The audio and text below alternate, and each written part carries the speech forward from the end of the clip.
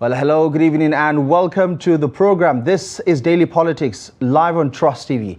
I'm Abdullahi Ahmed. On the program tonight, we take a quick look at the trending political developments making the headlines. The APC's National Summit, where President Bola Ahmed Tinubu was quite unanimously endorsed for the 2027 presidential candidacy of the party. Tinubu's endorsement comes amid waves of defections from major opposition parties to the APC. On the other side of the aisle, former Kaduna State Governor Nasir El-Rufai says they are planning with the coalition to send the president back to Lagos, even while hinting that they might retain some of his high-performing ministers. Is the proposed coalition a possible political threat to President Tinubu's second-term bid? And is this, of course, going to set the stage for what will be a keen contest in the months to come? And this is, of course, just coming a couple of days before the Tinubu administration marks its second year in office. We'll be joined tonight by the National Publicity Secretary of the All Progressives Congress, Mr. Felix Morka, in just a moment. But for those of you who missed out on some of these sound bites from the APC's National Summit, the journey so far, let's hear it from the president regarding the political atmosphere in the country and what he thinks of it. I just need to tell those ones saying one-party system is no good.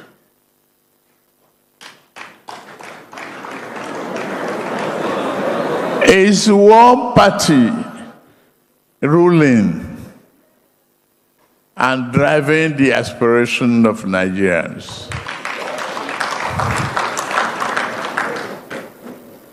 Where do they start? You don't blame a people bailing out of a sinking ship when they have no life jacket.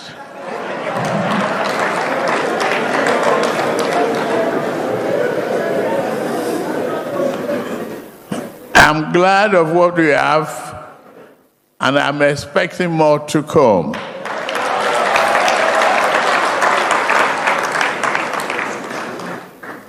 That is the game. Well, that particular comment has generated quite the reaction across Nigeria's political spectrum, with the CUPP, of course, decrying that particular sentiment that the APC is undermining the political atmosphere in the country and also probably paving the way for a one-party state. Well, let's try to make sense of all of these developments and what it means for Nigeria and Nigerians. Joining us in the program once again is the National Publicity Secretary of the APC. Mr. Felix Morka has joined the conversation virtually tonight. Thank you so much for joining us on Daily Politics. Good to have you. Thank you for having me. Right. Obviously, you've heard some of the criticism that, marked the reactions from the National Summit that your party organized yesterday as a precursor to the president's second year in office. A lot of the criticism was along the lines of the APC turning a moment of reflection into a political jamboree. Do you think that that's a fair assessment? No, that's not a fair assessment, and it's an assessment that is really unnecessary. The national summit of our party yesterday was an activity of the party. We were engaged in a number of activities. This is just one of them, and we have more that are lined up to come in the coming weeks and months. And that's what we do. We're a political party, and we are constantly engaging and seeking ways of improving our understanding of democracy, but also of improving our own operational systems and our modes of engagement. That is what a political party is supposed to do. Now, for those who choose to be idle or who choose to simply occupy themselves with creating, dysfunction within their party. We're not responsible for that. Yesterday was, a good day for our party. We brought our leaders together to reflect on the if you will, the midterm accomplishments of this president. And, speaker after speaker, they reeled out highlights of progress that we're making as a country. If members of the party decide, after listening to these highlights and following, of course, the trend, and decide that, this president has earned their confidence, and then choose to express that confidence in the president, I don't know why that should concern anybody who is not a member of APC. We are celebrating the achievement of this president, and Nigerians are celebrating the achievements of this president. And I think that for anyone in the opposition to, seek to chill that expression of confidence in this president, that is wrong. Now, that same yesterday, we saw a lot of headlines of the efforts by some opposition figures to band together to create what they're calling a coalition. We are not stopping them. We're not saying they shouldn't do that. So they can also second guess our intentions, or for that matter, our own, internal thinking and our own internal actions. They shouldn't do that.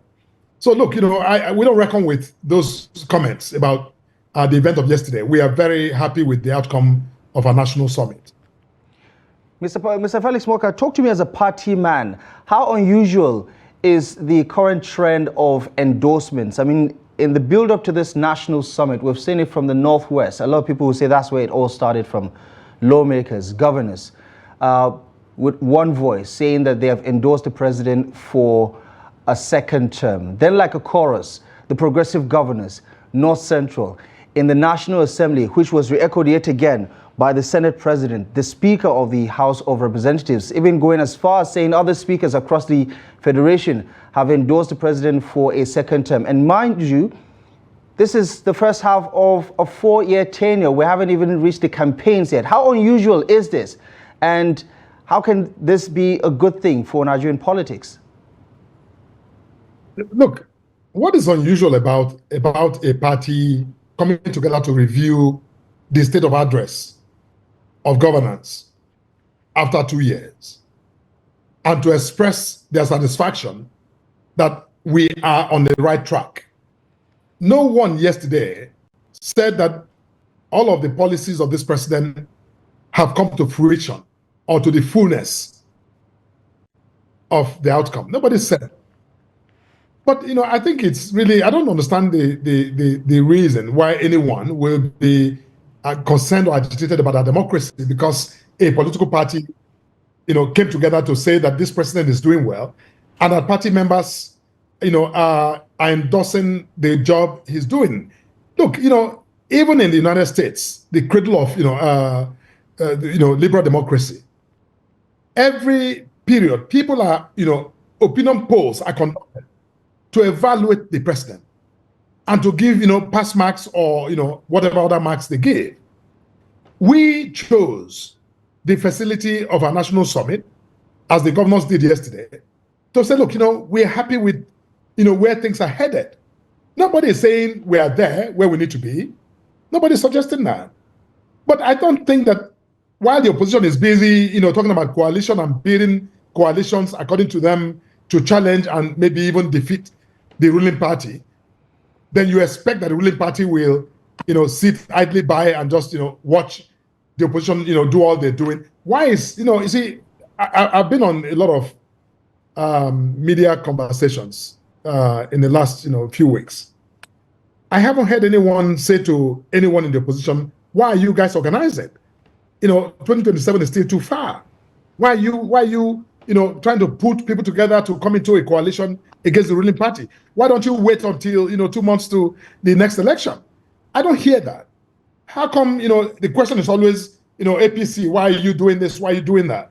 What are we supposed to do? We're a political party. Are we supposed to sit back, do nothing, while we watch the opposition, try to couple together whatever it is they're coupling together to challenge the ruling party? You see, that's not the way democracy works. It doesn't work like that.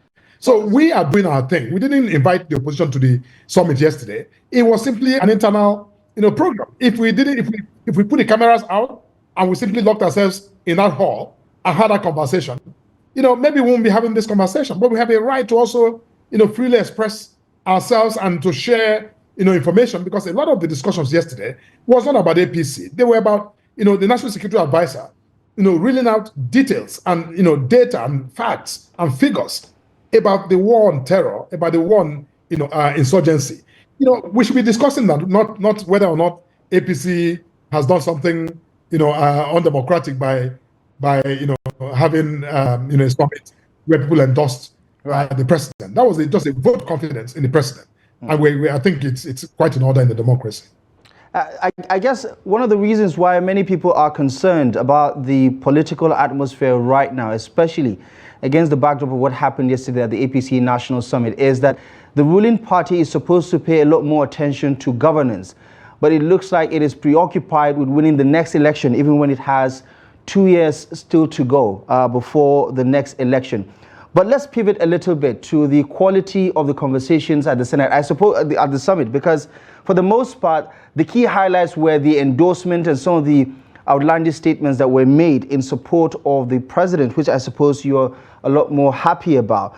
You did talk about how the ministers as well as the appointees of the administration have come out to reel out facts about the reality on ground.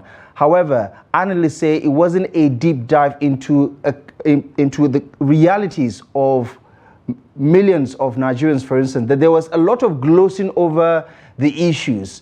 I mean, all of it was focused on the positives and not necessarily diagnosing what is still being the challenge with the economy, with insecurity, with unemployment, with poverty, inflation, and everything else. Do you think that summit has provided Nigerians with a clear view of what this past 2 years have been like? Look, national summits can take many forms. This was a summit that was put together, like I said, to highlight some of the, flagship milestones of this administration across sectors. It was not a diagnostic summit. We didn't go there to, again, rehash Nigeria's problems, which already this president has fashioned very clear, bold policies to tackle. So we didn't call the conference to, ask questions about what is wrong or going on in the economy. That's not the purpose. This was more of, stock taking to see what has been done in answer to those questions on the economy, on, national security, etc. And it was a one-day event. And it is the beginning of conversation that we're going to be having as a political party. We're going to be putting up sectoral, summits going forward. As I'm sure you know, it was also highlighted yesterday that our party has put together a policy, what we call the Progressive, Institute, to again, dig deep into some of these, conversations, whether it's on the economy, on education, on healthcare, on, issues of poverty and, economics, whatever it is. But we're going to be doing that. And, Nigerians should simply not, this idea that we are always in a hurry to see the end of anything we start and not worry about how we get there.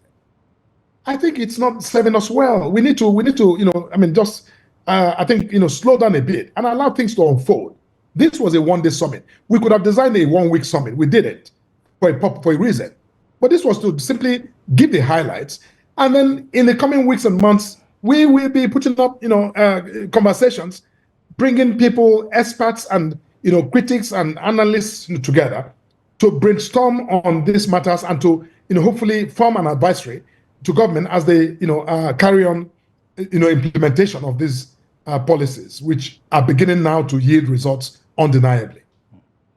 What about the comments of the president regarding concerns around one-party system or one-party rule? He says the APC is the only party delivering, and that presupposes why these defections are happening and so on and so forth. But a lot of people would say the APC is the catalyst for all of these defections, cajoling people into the party. But talk to me about that particular expression that has not been received well by people on the other side or analysts who say that it is quite concerning that we've not seen anything like this before in the first 2 years of an administration where this heavy sort of political movement is happening, and is suggesting that, you know, the elections might as well be precluded before it takes place. Are you at all in any way concerned that, you know, these issues around a one-party system or one-party rule could become a reality for Nigeria? No, I am not concerned, and there's no reason to be concerned. There's nothing the president said yesterday that suggests that APC or that this government has any desire to lead Nigeria into a one-party system. Now, first of all, what's a one-party system? A one-party system does not happen because people join, you know, and cluster into a particular party, or that, you know, certain individuals, political actors defect into one party or the other. That's not how a one-party system is made. A one-party state has to be legally instrumented, has to be constitutionally instrumented. You don't declare a one-party state by word of mouth, or because, you know, I mean, a governor of a state decides to leave his party and join another party, then you declare that the country is now a one-party. That's not how it works. You see, I think we should stop gaslighting Nigerians about this conversation. Nobody is, you know, angling for or working to impose a one-party state in the country. To do that, you will have to change Nigeria's constitution. You know, so I think we're casualizing this conversation as though, you know, just because people they come into a party, therefore, look, can I ask you a question? Now let me ask this question to anyone who is listening.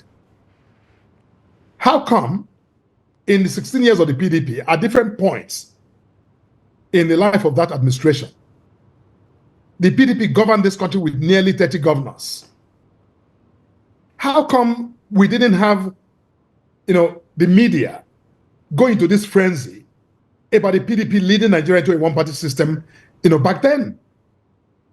The APC has just, with the addition of Delta, 22, you know, governors. So why all this, you know, I mean, hysteria about one-party state? You see, you know, opposition can frame issues and the media, we traffic it because, you know, somehow it sounds like buzzwords. Oh, one-party state, you know, there's a specter of one-party state. That is utterly ridiculous. When did people living, El-Rufai, who is, you know, one of those spoken this narrative, he left APC to go to SDP. And Atiku, Peter Obi, and co are on their way out of their party to join another party. How come we are not having that conversation? Why are they leaving their party to go to another party?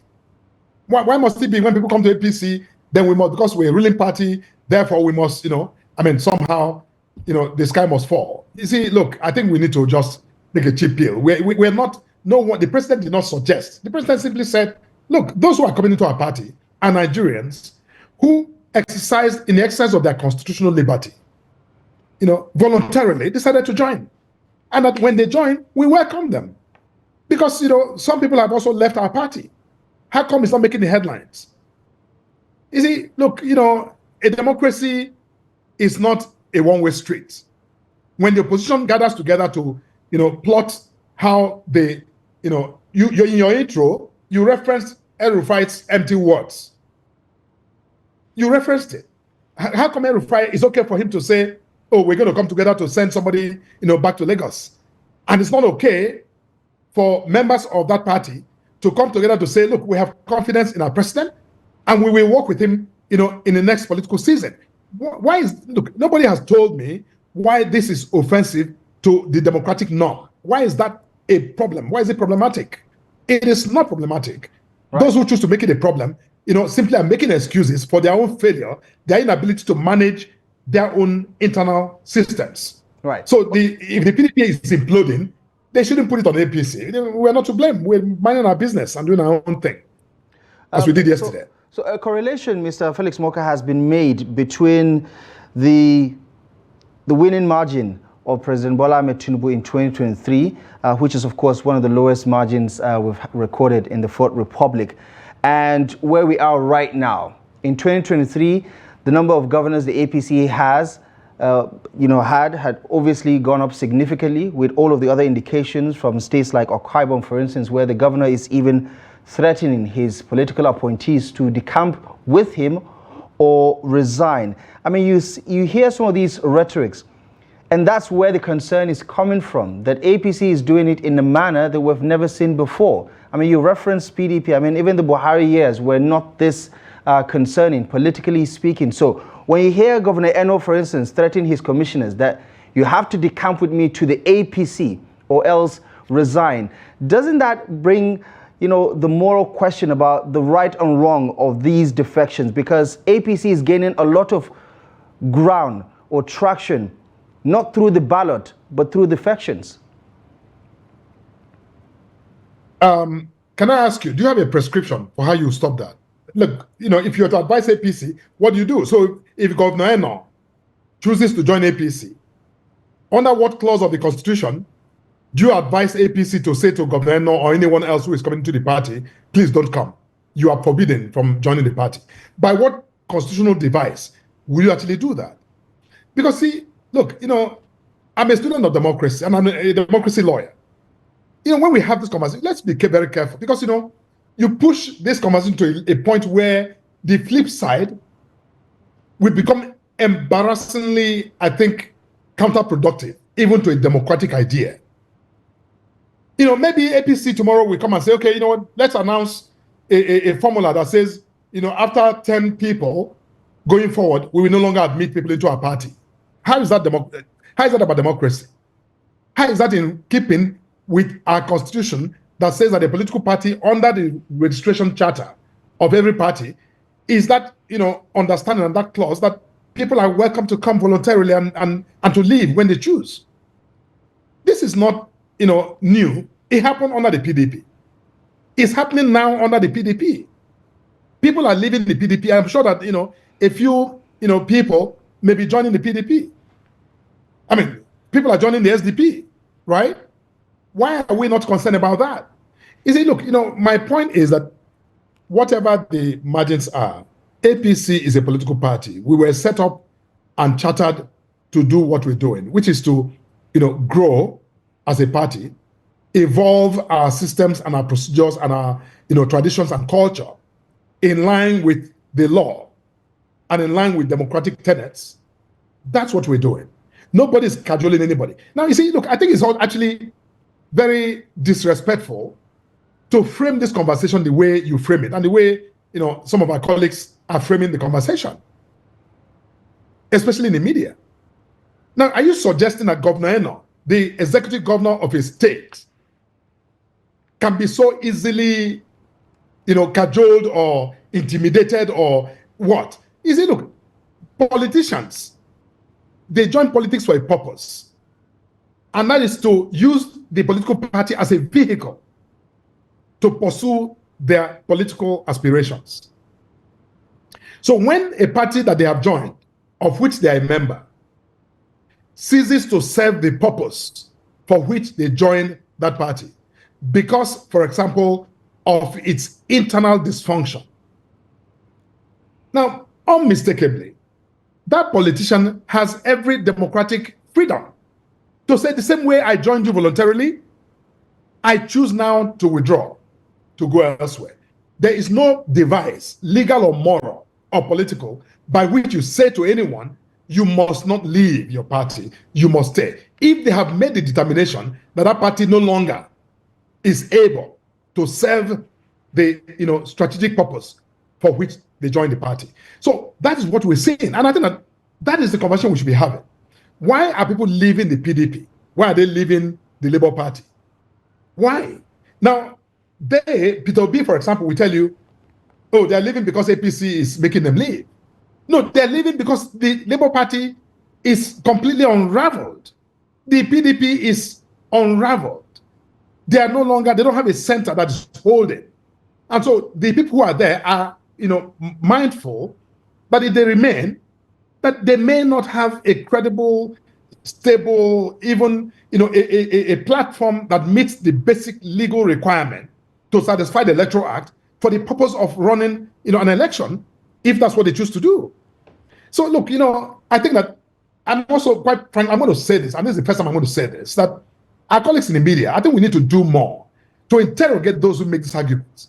To say, look, what proof do you have that APC is involved in this? It's not enough that because they say it, then, this is echoed over and over again in the media as though there's evidence to suggest that APC is doing something untoward. We're doing nothing of the sort. We're too busy, look, the summit we put up yesterday took, time to plan and execute. Right. We're too busy doing things like that than to worry about what's going on in the PDP and the Labour Party. We're not concerned about that. Right. They should fix their own problem. I'm sure you heard Governor Nasir Rufai, former Governor Nasir Rufai, reference this particular issue earlier in the year when he says all of the problems, the challenges, the internal wranglings, the crisis that is rocking, especially the two major opposition parties, PDP and the Labour Party, are engineered by the ruling party. And this is a man who just recently left the APC. So I think many Nigerians would be right in, connecting some of these dots and saying maybe the APC has a hand in it. But my question to you is, obviously you've been in this political game long enough to understand that there are public and personal interests at play here. Don't you see the self-serving motivation of some of these people who are joining the APC, not because they believe in the ideals or the philosophy of the progressive movement, but because they're trying to save their necks ahead of 2027? Doesn't that concern you?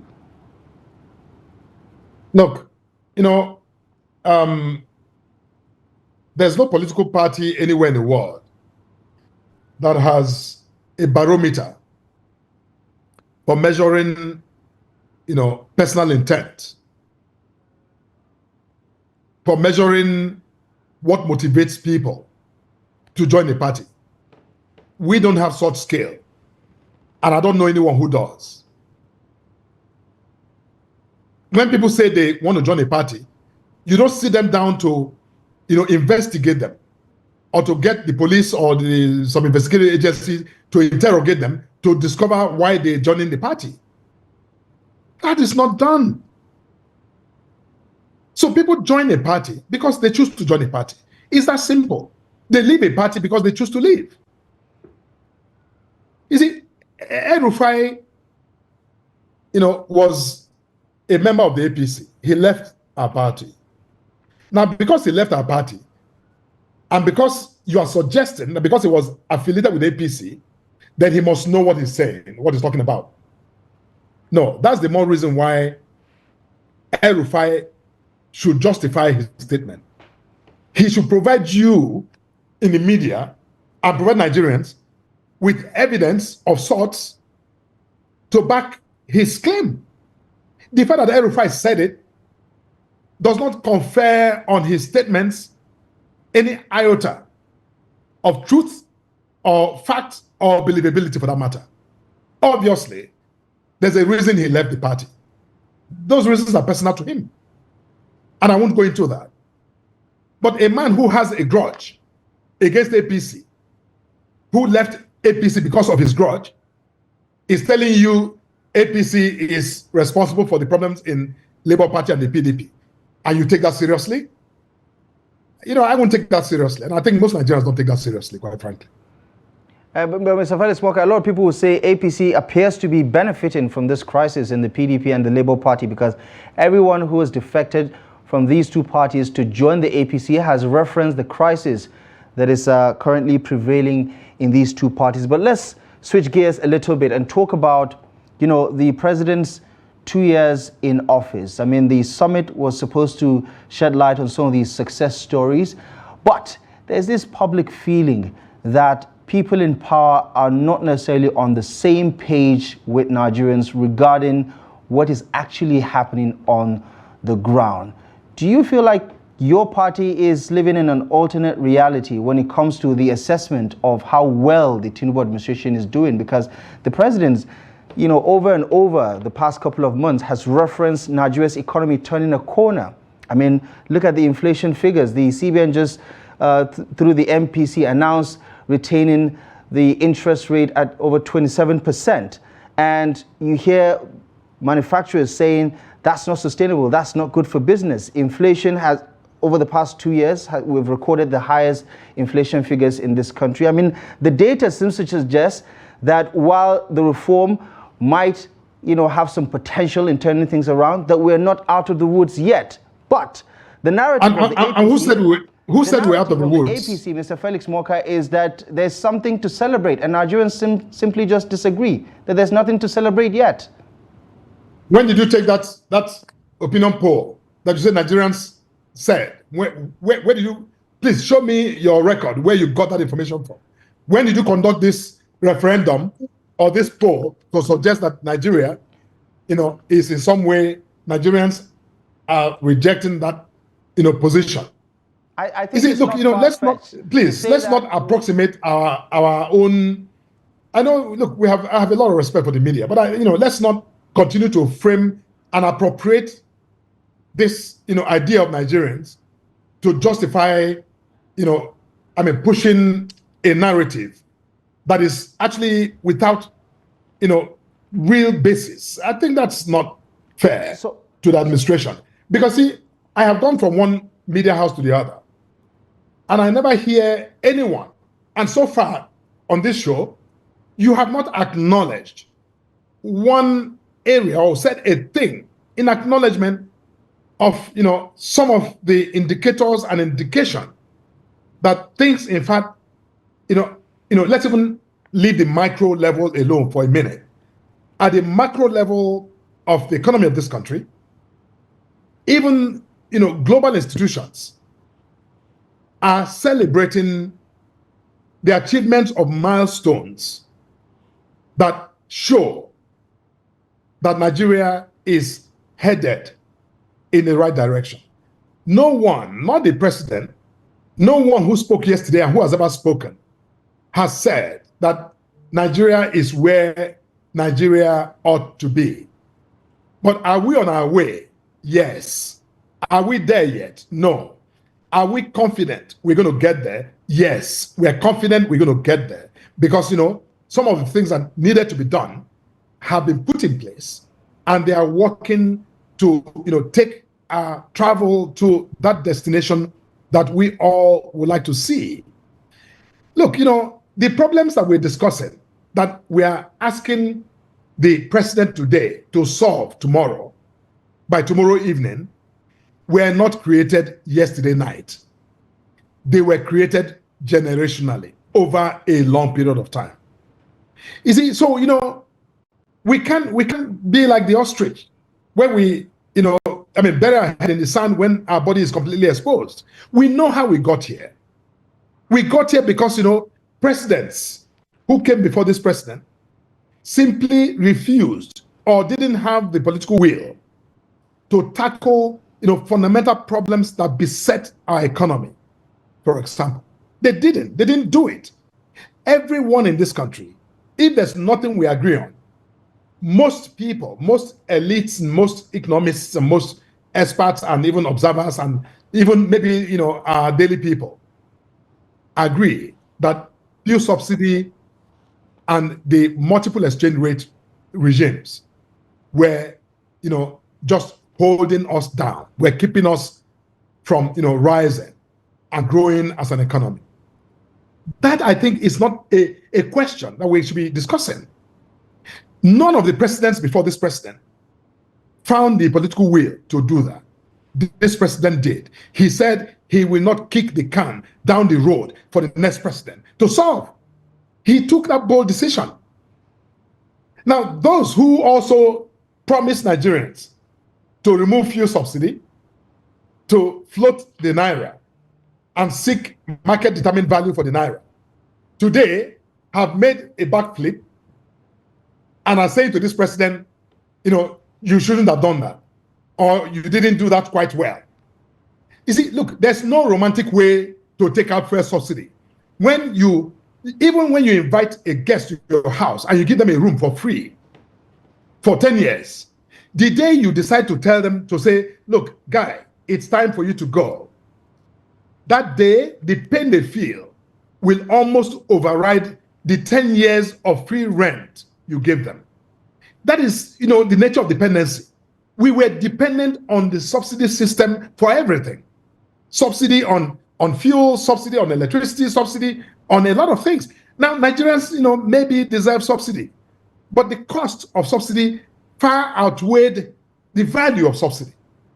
In the short term, subsidy is wonderful because I can go to the station and buy fuel for 1 naira. But in the long term, it was killing the economy, and we know that, and that's true, which is why this president has said he's taking out that policy, he's implementing it, and there's no going back. Because now we're saying that states, and I recommend that many of our colleagues, you guys should focus more on how the subnationals now are putting to use the 2-3 times more money that is coming into state coffers. What are they doing with that money?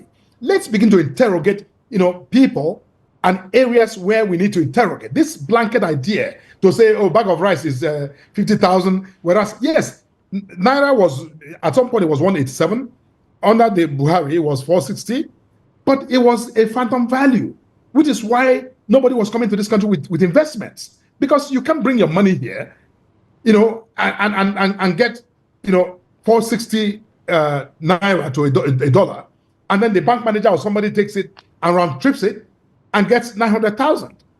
Why would that person, come back the next time to invest in your country? They won't come. You see, look, just to conclude this thought, to finish my thought on this. Right. Mr. Morka, obviously you have the prerogative to, speak on the silver linings of some of these developments, but Nigerians also, deserve an opportunity to see both sides of the argument, not just, the government's explanation of why things have not, yielded fruits. Are you not making enough of that argument? You're making, look, all your questions are about that argument. You're making enough, statement about that argument. Right. So I'm responding. So I'm just opening up the conversation. Right? Let's take a look at, some facts that are not necessarily opinions shaped by any political commentator, right? The Tinubu administration has on record the most aggressive market reforms since 1999 in the Fourth Republic, with the removal of fuel subsidy and the flotation of the Naira, or unification of the foreign exchange. And we've also witnessed in just 2 years the fastest currency depreciation post-reform. The Naira jumped to what is right now at about 1,500 to 1,600 Naira to the dollar. That is a record. Also, the highest inflation rate under any president in the Fourth Republic. These are hard facts. How do you sidestep it to now tell Nigerians to not focus on all of these things that is shaping their lives on a day-to-day basis, to only focus on the potential that these reforms could actually change their lives down the line? No, you see, please, let me respond to you. Now, you see, this is exactly the false premise that I think that's creating all of this, I think, if you will, difficult conversations about policy. Because the way you just read out that figure, or the figures, someone will say, oh, wow, highest inflation. Now, do you not know, or do we not know where the push factors are with inflation? Now, when you take out subsidy, please, do you know a system, a method by which any government that was subsidizing a product like petrol, that has significant bearing on transportation, for example, and on other systems, manufacturing, how you take out a massive system of subsidy, which I think we can, at least for the purpose of this conversation, we can agree that at least there was virtual consensus amongst even those who sought this office of president in the last election, that subsidy, had to go. Let's take that for granted for a moment. Now, how do you remove that system of subsidy and actually float the Naira, which again, there was virtual consensus that our Naira needed that dual foreign exchange needed to be harmonized. How do you, really disrupt those two behemoths without attendant inflation? How do you float the naira, or how do you unify the two exchange systems and lend the currency to a market-determined value without, an attendant inflationary push? See, the point I'm making is maybe, what you're saying is that the president shouldn't have done that, because there's no economic means by which you take out subsidy in a system and not, have at least a momentary, transient impact that would push prices up because fuel costs more, because, naira is devalued by that harmonization and, allowing market forces to determine the value. But the benefit is not in the short term. Everyone says that. The president has said that, which is why we have said to Nigerians that we need to, I think, just, tarry and allow for that process to play out so that the benefits, which are inevitable, will kick in. And when that kicks in, all of these microeconomic issues and concerns, which we are talking about, the price of rice and the price of, cost of transportation and all of that, and the inflation, that will begin to, see a downward, slide. Prices of food now, product, commodity, even the bag of rice, is beginning to come down. And we're hoping that it will continue to, come down. And, so over time, a lot of the economies of scale that we are witnessing, many of the state governments now are paying off their debts. They're becoming debt-free. And that means that they have more money available to, support direct provisioning in their states, even at the local government levels, in addition to whatever the federal government is doing. So we need to just, I think, be patient and allow for this process to play out. China did not become China today overnight. China was a miserable, poor, a lot of the population were living below the poverty line for so many decades. But China put their foot down. We will turn the corner. They turn the corner down. They are, one of the competing global superpowers. Right. Every other country that has made a mark, whether it's Singapore or Malaysia or Indonesia, all of the countries that are surging in prosperity, there was a period in the history where they had to take a deep breath and say, what, enough is enough. We cannot continue this. Let us fix the problem at its foundation. Now, I'm here looking at your studio. Your studio looks good, by the way. Now, if you were to carry out renovation in your studio tomorrow to make it better, you will first make a mess. And after you've made a mess, I bet that the studio may look better than it does today. Right. That is not different for an economy. That's what is going on today. Okay. I get the political, spin and all of that, obviously. No, it's not a spin. No, please. Look, with due respect to you, don't banalize our conversation. Okay. I get my response to you. You don't need to characterize it. I gave you an economic analysis of, the political economy of the, removal of fuel subsidy. Don't say it's a political explanation. Yeah, that's unfair. I take exception. I was about to say that, the president on record back in 2012, when the Goodluck administration wanted to do the same thing, he was on the other side of it, arguing for the retention of subsidy. But now that he's the one doing it, the questions have been, what were the shock absorbers? Because he made that announcement on day one, even without necessarily taking stock of the realities on ground. But I get your point. We can agree to disagree on some of these perspectives. But talk to me about something that is quite obvious. It's halfway into a 4-year tenure, right? In a couple of days, the administration would clock 2 years in office.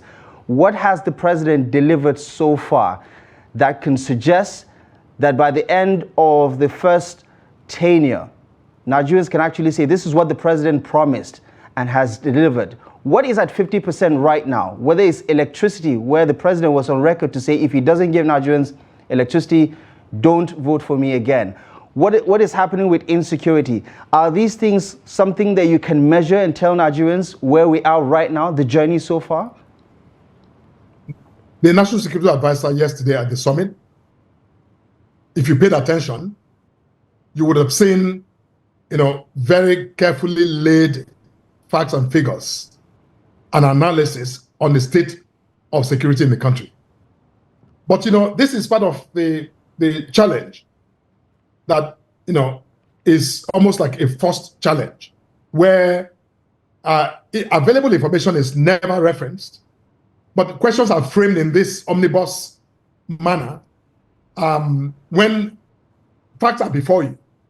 But nobody takes the time to look at it because, the question will be framed in this, generic manner because, of somebody, interested in pushing a narrative. I think it's really not serving all of us. It's not serving us well.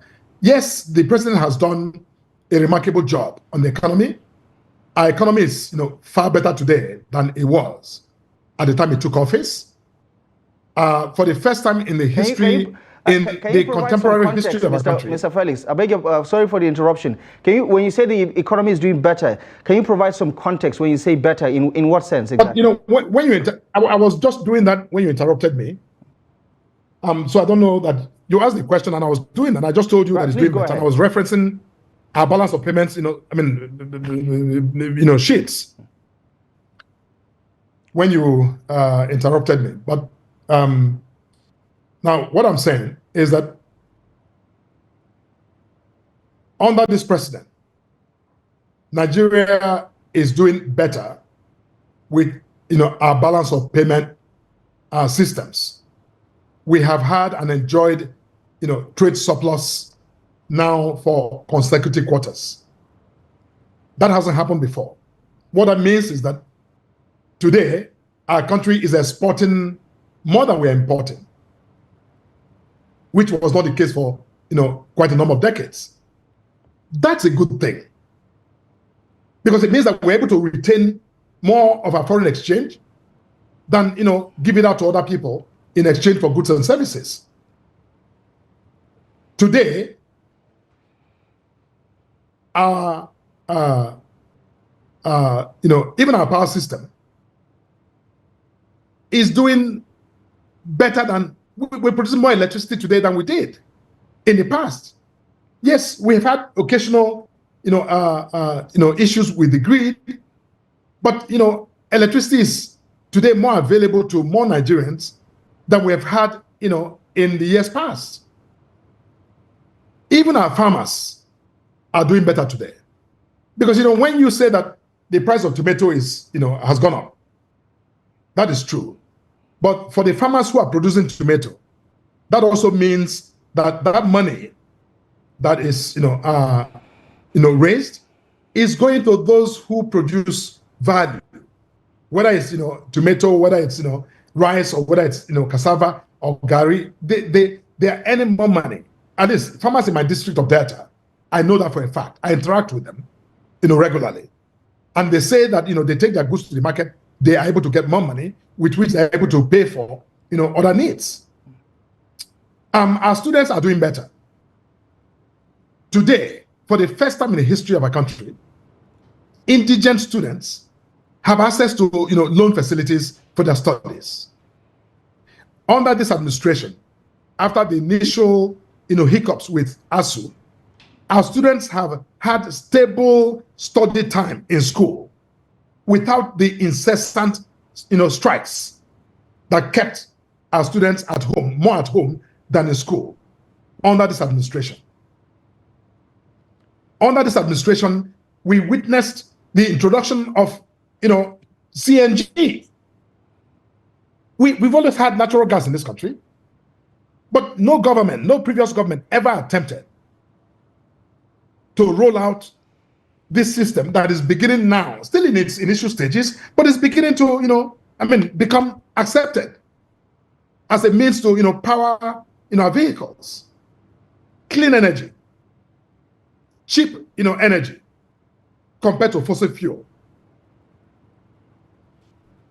Right. Now, yesterday, the Honorable Minister of Health, Dr. Pate, reeled out data, statistics of the number of primary healthcare centers that have been created under this administration, extending healthcare to people who didn't have access prior. Minister Umahi yesterday gave statistics of roads that have been built and completed under this administration in 2 years, never before seen. But, you know, those who want to traffic false narratives will not, you know, reference that. Nobody will go into that to have that conversation because, you know, people rather frame this, you know, generic argument. Oh, you know, things are hard, life is hard. Yes, life is hard.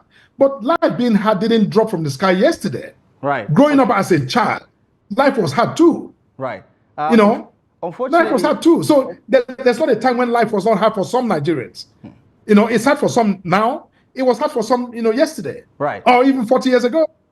So look, you know, let's frame this, let's put things in proper perspective and not create this, you know, I mean, you know, hysteria that, oh, everything is bad. But yet no one, you know, a lot of our colleagues are not willing to even go to the record to acknowledge that there are signs that in some sectors things are looking up. It's not all bad. Okay. And I will not accept that suggestion that, you know, oh, you know, we're better off today than we were yesterday. I'm not sure if I framed the question to suggest that everything is all bad, but of course, no, you did. Yourself, you do know that the media has a responsibility to ask. When you play back the tape, you will see how you did it. You did. Right. Okay. Yeah. In 10 seconds, if you can, or less. I mean, there is talks that the likes of Peter Obi and Atiku Abubakar could bandy together in 2027. How does that make you feel as an APC man, knowing fully well that if we do the maths, they could beat your principal in 2027? What math? We had a 2023 election, and 2027 election is, you know, coming. Right. You know, we're not concerned about that. Peter Obi may go into a marriage, you know, for all we care with, you know, Atiku Abubakar. We're not concerned about that. And I don't think most Nigerians are concerned about that. You know, the government is doing what the government is supposed to do. By the time the elections come, we will take the case, you know, of this government back to the electorate. They will make the decision. And nothing that happened in 2023, you know, signals anything that will happen in 2027. It's an election. In an election, people vote. They vote as they're persuaded. All right.